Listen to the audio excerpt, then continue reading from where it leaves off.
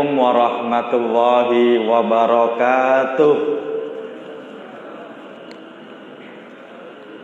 Alhamdulillahi hamdan katsiran thayyiban mubarakan fi. Salatan wa salaman daimaini Salatan wa salaman daimaini mutalazimaini ala habibina wa syafi'ina wa qurrati a'yunina Sayyidina wa maulana Muhammad asyrafil anbiya'i wal mursalin wa ala alihi wa ashabihi wa man sara ala nahjihi ila yaumiddin. Rabbi syrah li sadri wa yassir li amri wa hlul 'uqdatam min lisani yafqahu qawli, amma ba'du. Hadirin jamaah salat maghrib Masjid Al-A'raf, ya Pak ya, yang pada kesempatan malam hari ini meskipun suasananya hujan, tapi alhamdulillah kita diberi kesempatan oleh Allah Subhanahu wa taala untuk bisa hadir di masjid ini yang pertama kali kita laksanakan sholat maghrib. Alhamdulillah maghrib tadi kita laksanakan dengan berjamaah. Dan selanjutnya setelah maghrib ini sampai nanti menjelang datangnya waktu sholat Isya, insya Allah bersama saya Hanif Lutfi kita akan membahas satu tema di dalam fikih berkaitan dengan ilmu yang jarang dibahas, ilmu yang hampir punah, yaitu ilmu waris. Sebelumnya, karena ini baru pertama saya ya Pak ya, makanya laptopnya tadi belum kenalan ya, makanya agak susah-susah sedikit. Tapi insya Allah bersama saya Hanif Lutfi, saya pengen kenalan. Saya dulu S1-nya Jamiatul Imam Muhammad bin Saud cabang Jakarta. Selama 7 tahun belajar ilmu fikih perbandingan madhab. 7 tahun bukan karena nggak lulus Pak, tapi karena memang programnya 7 tahun dari pemerintah Arab Saudi, karena cabang dari Riyadh ya Pak ya, dosennya dari Arab, ngomongnya pakai bahasa Arab. 2 tahun pertama itu persiapan bahasanya doang Pak ya, sampai setahun satu lagi itu persiapan bahasa penyempurnaan. Baru 4 tahun baru belajar ilmu fikih perbandingan madhab. Yang saya pelajari salah satunya adalah ilmu waris, hampir selama 3 semester. Yang hari ini insya Allah nanti kita bahas dalam 1 malam ya Pak ya. Makanya ini baru ekstraknya saja, baru pengenalan, karena ilmu ini jarang dibahas. Kenapa jarang dibahas? Saya kemana-mana kajian rutinnya kajian fikih, karena dulu S1-nya fikih, S2-nya di Institut Ilmu Al-Quran juga syariah. Biasanya Pak kalau kajian rutin itu biasanya ya Pak ya, itu kalau mulai pertama yang dimulai bab fikih toharoh biasanya setahun Pak biasanya ya. Nanti dilanjutkan fikih sholat 2 tahun, berarti sudah 3 tahun. Itu Pak, fikih berikutnya itu biasanya fikih puasa. Fikih berikutnya fikih zakat. Setelah 5 tahun itu pengurusnya ganti. Pengurusnya ganti, ustadznya ganti. Ya Pak ya. Giliran ustadznya ganti, belajar fikih lagi, mulai bab toharoh ya kan gitu ya. Makanya muter-muter aja. Makanya hari ini menarik karena kita perkenalan pertama langsung belajar fikih waris ya. Meskipun ini nanti Pak mindset kita itu susah, padahal nggak susah, insya Allah gampang. Kita nanti akan lihat kenapa. Karena Pak selama 3 tahun atau selama 3 semester di Libya atau di Jamiatul Imam itu saya belajar cara ngitung harta orang yang meninggal. Padahal hari ini Pak, kalau cuma cara ngitung, Bapak cari di internet, di HP Android itu ketik kalkulator waris atau bahasa Arabnya mawaris, itu sudah banyak, tinggal masukin angka-angka, kemudian klik ahli warisnya siapa, itu udah keluar semua. Yang susah itu di Indonesia, Pak. Itu bukan bagaimana cara bagi, tapi mau pakai atau tidak, gitu Pak ya. Ini yang pertama. Yang kedua yang biasanya susah itu kalau terjadi masalah di keluarga gara-gara waris. Kalau di bangku kuliah, Pak, di bangku kuliah itu cuma bagaimana menyelesaikan soal warisan. Ada soalnya, ada orang meninggal, anaknya sekian, cucunya sekian, ahli warisnya sekian, berapa bagiannya masing-masing. Tapi kalau sudah di kehidupan nyata, ternyata Pak, masalahnya bukan bagaimana membaginya, tapi bagaimana menyelesaikan permasalahan keluarga, karena keluarganya berantem gara-gara waris, ya Pak ya. Dan ini yang paling susah. Kenapa susah?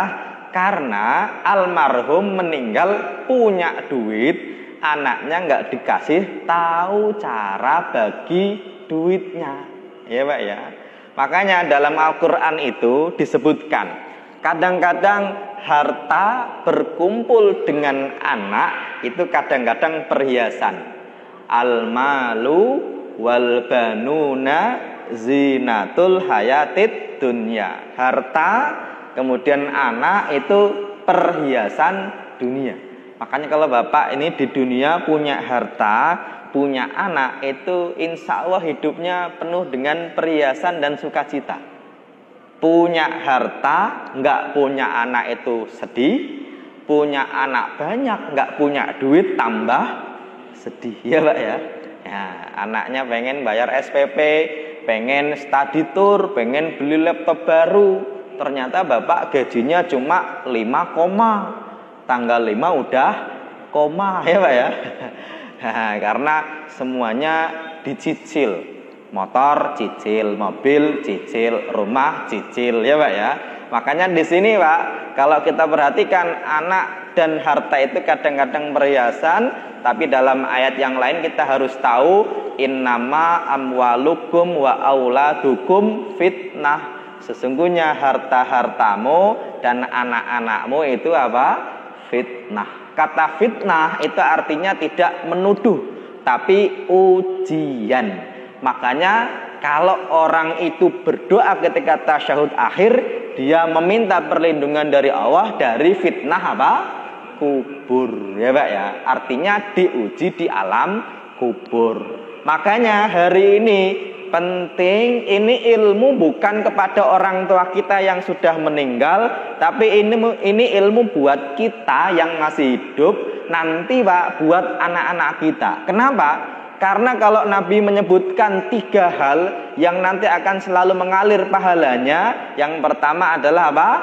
Sedekah jariyah. Yang kedua ilmu yang bermanfaat. Kalau bapak kok nggak punya duit untuk sedekah jariyah, juga nggak punya ilmu yang bermanfaat, minimal yang ketiga apa? Anak yang soleh yang mendoakan kepada kedua orang tuanya. Dan kebanyakan kalau terjadi masalah keluarga gara-gara waris, pertanyaannya, anaknya pada doain bapaknya nggak Pak?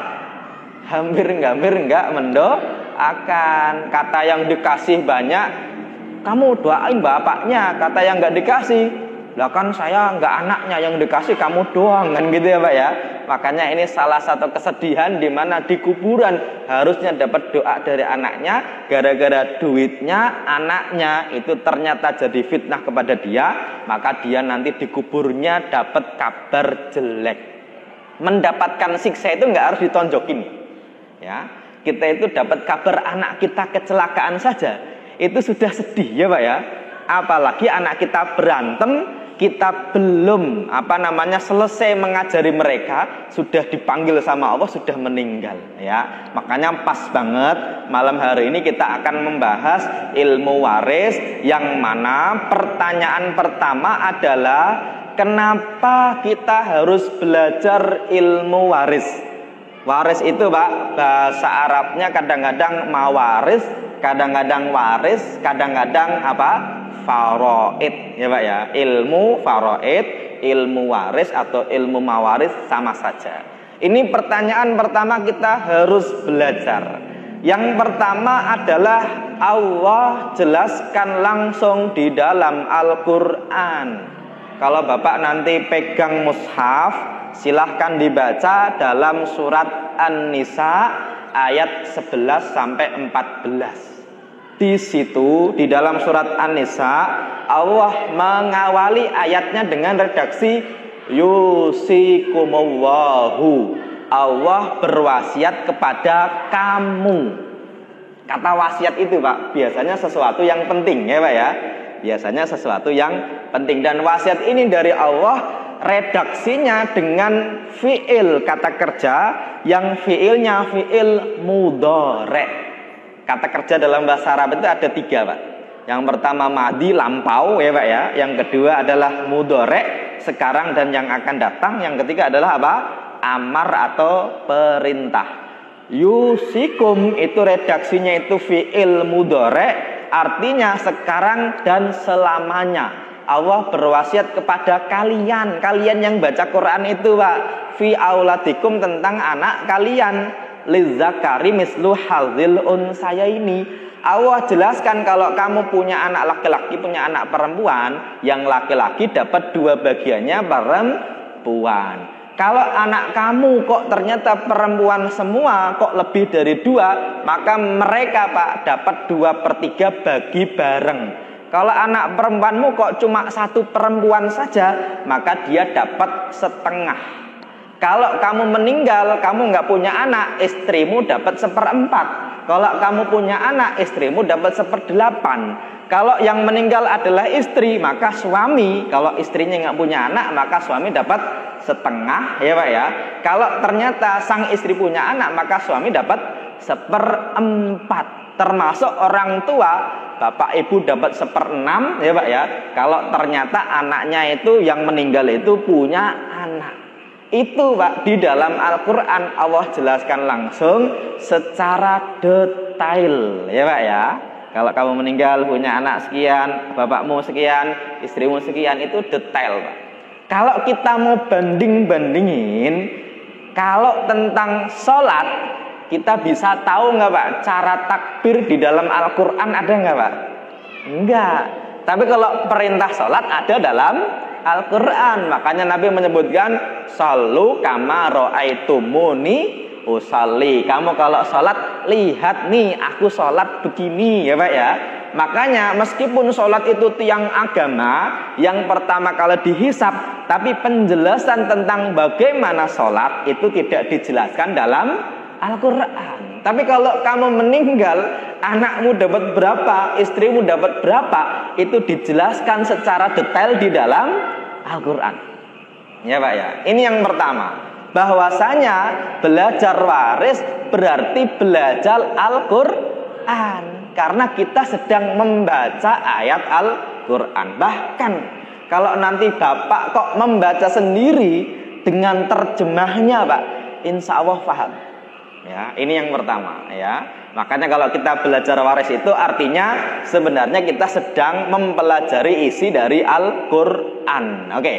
Yang kedua adalah Nabi perintahkan langsung kepada kita untuk belajar ilmu faraid, ilmu waris. Di dalam hadis riwayat Imam Ad-Daraqutni dan juga Imam Al-Hakim, yang mana Imam Al-Hakim bilang ini sahih, beliau menyebutkan ta'allamul faraid, kamu belajarlah ilmu faraid, wa allimuhun nas, dan ajarkan kepada orang lain. Kata Nabi, fa innimru'un maqbudun wa innal ilma sayukbat wa tadharul fitan. Sesungguhnya saya akan meninggal ya Pak ya, dan ilmu akan dicabut sampai timbul fitnah, hatta yakhtalifal isnani fil fariidah la yajidani man yaqdi biha. Sampai orang itu berantem masalah faraid Pak, mau nanya itu nggak ada yang bisa. Makanya kalau ada ustadz Pak, ini kalau tes-tesannya ilmu fikihnya itu jalan, tanya tentang faraid. Ini ada yang bilang begitu. Kalau ustadz kok ditanya tentang faraid bisa jawab, oh berarti setengah ilmunya udah dikuasai. Kenapa? Karena Nabi menyampaikan sampai ada suatu zaman orang berantem gara-gara faraid, itu nanya ke orang, itu nggak ada yang tahu. Makanya Bapak ini di sini malam ini termasuk orang-orang pilihan ya Pak ya.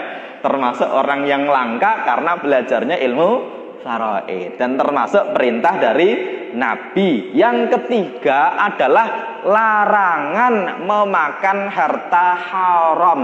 Apa hubungannya dengan ilmu faraid?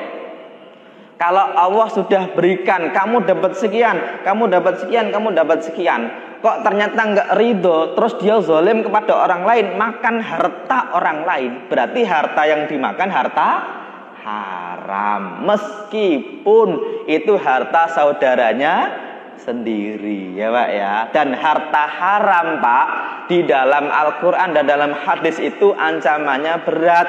Salah satunya, Pak, Nabi menyebutkan ayyumalahmin nabata min suhtin, kalau ada daging yang tumbuh dari sesuatu yang haram, fannaru aula bihi, maka tempatnya adalah di neraka. Ibarat kata begini, Bapak kalau naik pesawat, ya Pak ya, itu kan ada yang namanya periksaan barang-barang. Kalau kita mau ke surga, itu nanti amal kita diperiksa semuanya. Mohon maaf, laptop saya kok mati.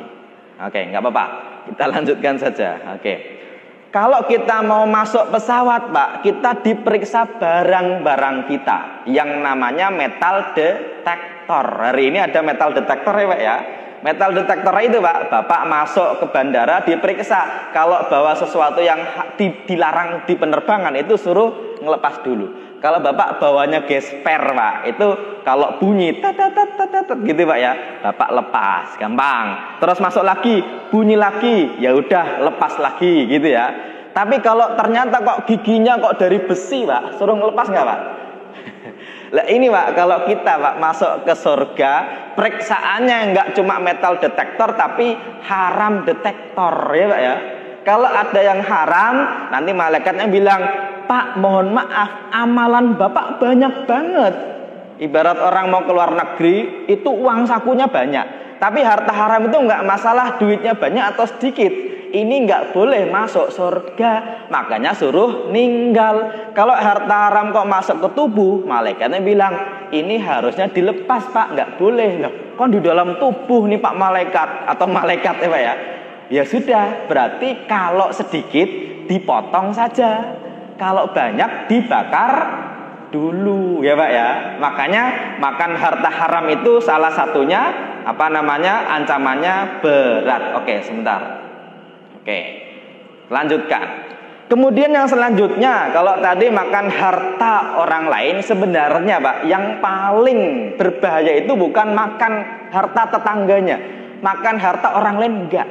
Yang lebih berbahaya itu makan harta saudaranya sendiri, bahkan makan harta anaknya sendiri. Loh, emang bisa, Pak Ustadz? Saya kasih contoh. Ada suami istri, ya Pak ya, istrinya di rumah, yang bekerja adalah suaminya. Kemudian punya anak-anak kecil. Oke, sang suami qadarullah wafat, punya istri, punya anak laki-laki perempuan. Pertanyaannya, Pak, anak kecil itu dapat bagian waris nggak? Dapat. Tapi kan masih kecil, Pak Ustadz. Oke, masih kecil itu nggak apa-apa.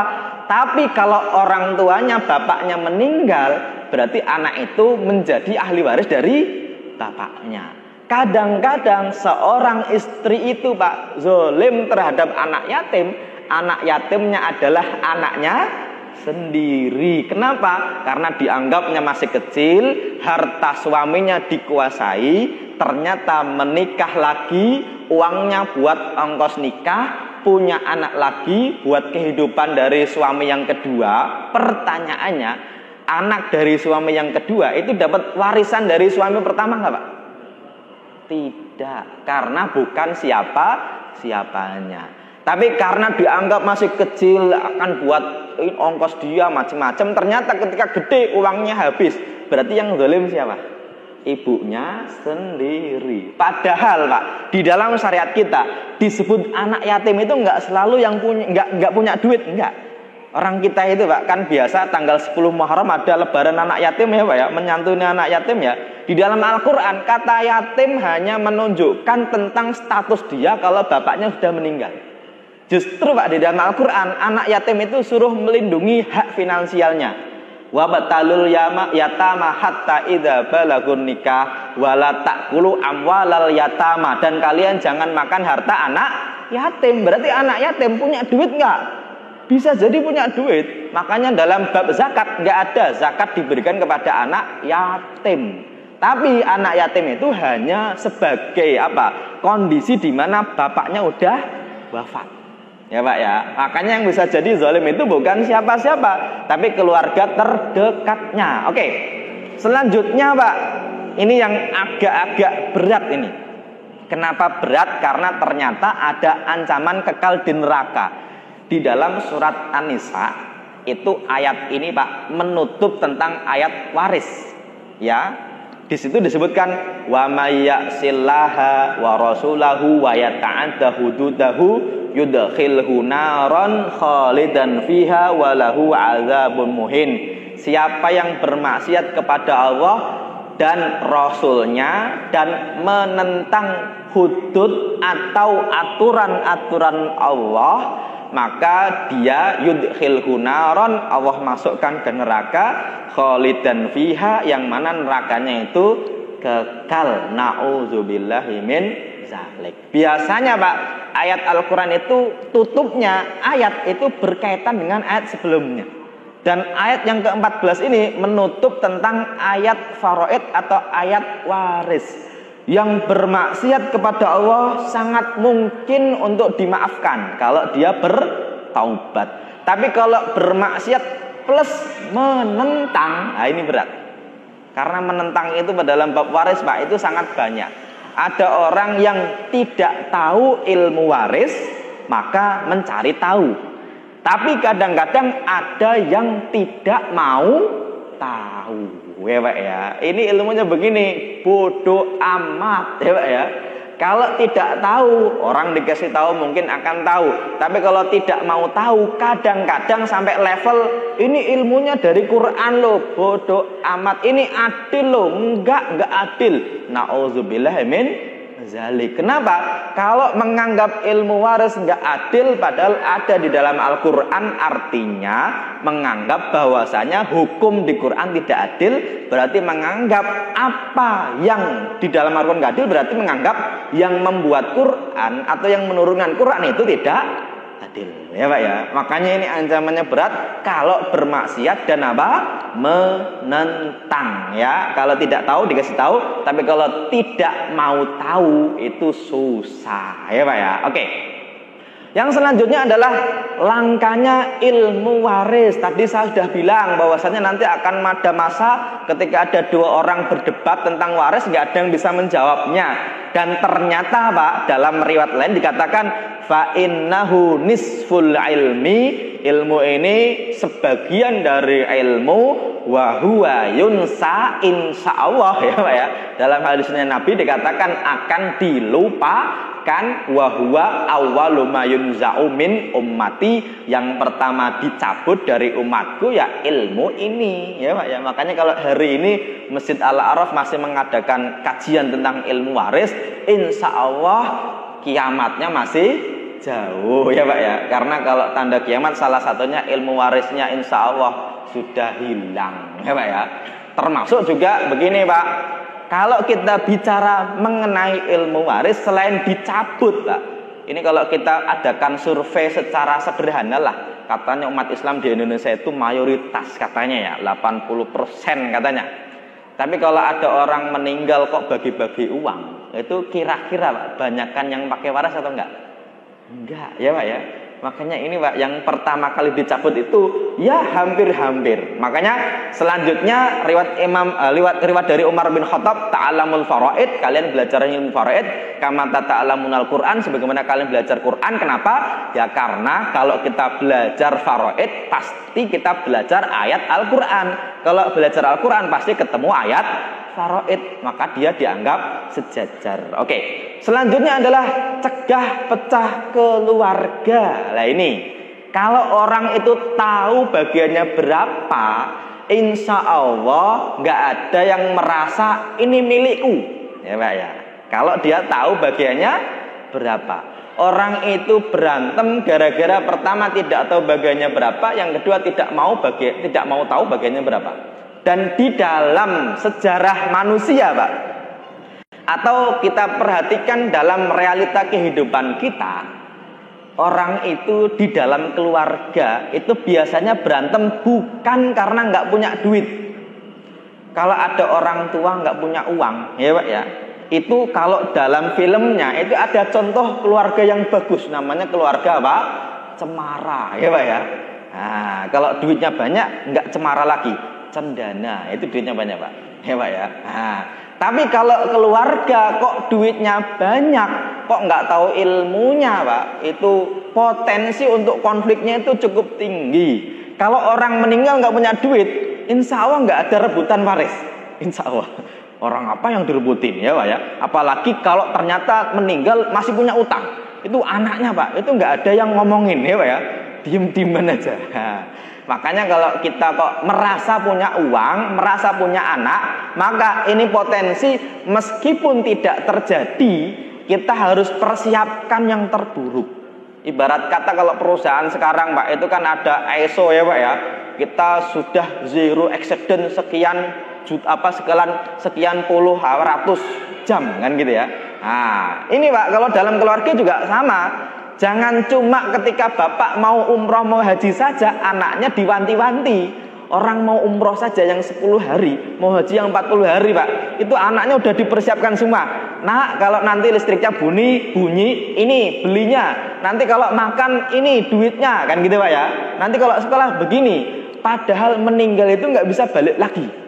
Dan perlu diketahui, anak kita Pak, sesama mereka itu meskipun rahimnya sama, tapi dari kecil itu biasa berantem.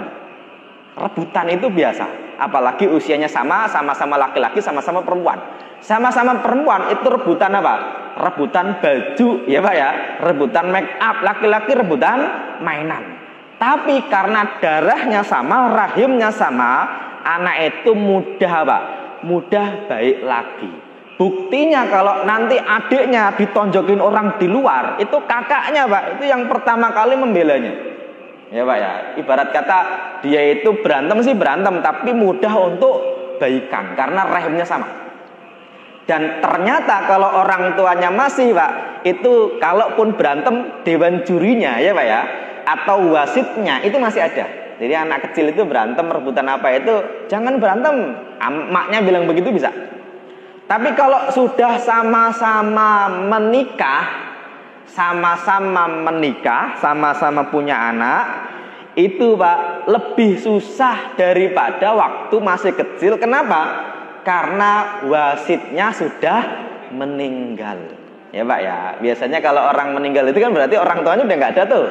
Selain wasitnya sudah nggak ada, kalau sudah sama-sama menikah Pak, itu biasanya yang berantem bukan pemain aslinya, tapi apa? Supporternya. Siapa supporter? Ya yang bukan ahli waris ya Pak ya. Ada anak laki-laki kemudian sama-sama punya istri. Ada anak perempuan punya suami. Itu terjadi masalah waris Pak, itu sering banget yang lapor, yang pengen menyelesaikan itu bukan anak-anaknya, tapi mantunya ya Pak ya. Tapi suami dari ahli warisnya, tapi cucu jauh dan lain sebagainya. Makanya kalau Persija main sama Persib Pak, pemainnya itu kan tinggi ininya, tensinya ya Pak ya. Tapi ketika sudah selesai itu bisa ganti kaos, itu bisa gantian ya kan gitu ya, karena pemain asli. Tapi kalau supporternya Pak, baru ngelihat baju yang mirip saja, Persija ngelihat orang bajunya biru atau Persib ngelihat orang bajunya oranye, itu Pak bisa berantem dan nggak selesai. Makanya kalau sudah sama-sama menikah, itu kalau sudah sama-sama punya supporter masing-masing, itu agak susah diselesaikan karena ada pihak lain yang ikut campur ya Pak ya. Oke, ini cegah pecah keluarga. Yang selanjutnya adalah insya Allah bagi waris itu mudah dan sederhana. Kenapa sepertinya susah? Karena Pak dalam kitab-kitab itu pembahasannya pakai bahasa Arab, makanya susah. Saya dulu waktu belajar faraid Pak, itu yang paling susah Pak, itu matematika tapi pakai bahasa Arab. Sudah matematikanya susah, pakai bahasa Arab lagi ya Pak ya. Makanya pelajaran matematika di Amerika itu susah Pak, karena harus bisa bahasa Inggris ya Pak ya. Termasuk ilmu faraid dalam bahasa Arab itu susah. sulus, kemudian tambah sumun, itu berapa? Kalau kita itu tambah-tambahan gampang, ya. Sebenarnya Pak, bilang dari bagi waris itu hanya cuma ada 6 Pak. Setengah, seperempat, seperdelapan, sepertiga, seperenam, 2/3. Ada berapa? 6. Setengah, seperempat, seperdelapan, sepertiga, seperenam, 2/3. Itu saja. Ya Pak ya. Makanya Pak, perperan itu kalau dulu saya sekolah itu kelas 5 SD. Ya, makanya gampang sekali Pak. Tapi yang susah tadi, seolah-olah susah. Pertama karena pakai bahasa Arab kitabnya. Yang kedua, dalam contoh soal kitab yang namanya ujian itu harus susah. Ya Pak ya. Kalau contoh soal itu gampang, giliran ujian nanti yang susah. Contoh soalnya gampang banget ya. Giliran ujian kok susah? Iya, namanya aja ujian gitu ya. Makanya di kelas Pak itu ujiannya susah. Kenapa? Karena kasus di Indonesia itu hampir-hampir dianggap mudah. Makanya kasus yang ada itu yang jarang-jarang terjadi di Indonesia. Saya kasih contoh begini. Orang Indonesia Pak itu menikah insya Allah sekali ya Pak ya. Makanya jarang ada saudara sebapak, saudara seibu. Biasanya jarang sampai ke level paman. Karena biasanya paman tertutup oleh anak laki-laki. Biasanya jarang sampai ke anaknya paman, Ibnu Al-Am. Itu biasanya jarang Pak. Tapi dalam kasus memang ada, tapi jarang. Di Indonesia itu paling-paling kalau ada orang meninggal, itu ahli warisnya biasanya siapa? Anaknya, laki-laki perempuan, ya Pak ya, suami atau istrinya, atau bapak atau ibunya almarhum. Baru kalau nggak ada anak laki-laki, baru bisa ke kanan ke kiri. Bisa jadi ke saudaranya almarhum, saudarinya almarhum, ya Pak ya. Bisa jadi kalau saudaranya nggak ada, kemudian anak laki-lakinya nggak ada, bisa jadi ke anak saudaranya almarhum. Itu Pak, kemungkinannya di Indonesia jarang. Makanya bagi waris itu sebenarnya gampang, mudah, sederhana. Kita nanti insya Allah contohkan ya Pak ya. Tapi kalau ada waktunya, mohon maaf. Kita sampai jam berapa? Isya. Sudah selesai? Oh. Isyanya jam 19.12. Oh sudah lebih ya. Makanya kalau maghrib memang agak ini ya Pak ya, mepet ya Pak ya. Kalau subuh mungkin agak panjang ya. Oke, yang terakhir kenapa kita belajar ilmu faraid? Karena banyaknya penyimpangan di Indonesia. Meskipun ini khusus Indonesia banget ya Pak ya.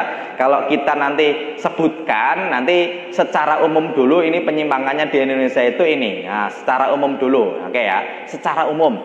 Ini penyimpangan yang mana seharusnya kita bahas satu persatu karena masalahnya ada di Indonesia banget. Di kitab juga jarang-jarang. Yang pertama, bagi waris sejak masih hidup. Ini kenapa menyimpang? Karena kalau masih hidup nggak dibagi waris, tapi hibah. Kalau hibah berarti hukumnya tidak seperti dengan waris. Ya Pak ya. Boleh nggak? Boleh, tapi bukan bagi waris. Kalau sudah meninggal baru disebut bagi waris. Tapi kalau masih hidup bagi-bagi duit itu boleh, namanya hibah ya. Kemudian hibah bercampur waris. Ya ini berat banget. Ada orang tua ngasih salah satu anaknya, yang lain nggak dikasih. Itu pasti nanti berantem. Kenapa? Yang dikasih duluan itu merasa saya dapat warisan. Yang belum dikasih, kamu udah dikasih kok ngapain minta lagi? Berarti kesalahan di orang tua karena hibah nyampur dengan waris. Kerancuan harta suami istri, warisan dikuasai istri atau suami. Menunda pembagian waris, menunggu laku dijual, bukan ahli waris menuntut berdasar kesepakatan atau adat anak laki-laki sama dengan anak perempuan. Ini sebenarnya Pak, saya sudah menuliskan bukunya PDF. Nanti kalau Bapak mau, nanti saya kasihkan ya Pak ya, karena bentuknya PDF, jadi insya Allah nggak harus cetak. Tapi kalau Bapak nggak nyaman, silahkan cetak sendiri, dibaca. Insya Allah nomor saya nanti tertera. Kalau ada pertanyaan silahkan sampaikan ya. Karena waktunya terbatas, kira-kira kita mau selesaikan dulu. Oke ya. Sudah isya gimana? Jamaah? Isaan dulu ya Pak ya. Atau azan dulu, baru sesi tanya jawab gimana? Nggak masalah ya. Gitu aja ya. Nanti setelah azan sesi tanya jawab. Nanti setelah itu baru iqomah. Gitu ya, nggak apa-apa ya. Oke. Silahkan kalaupun kita azan.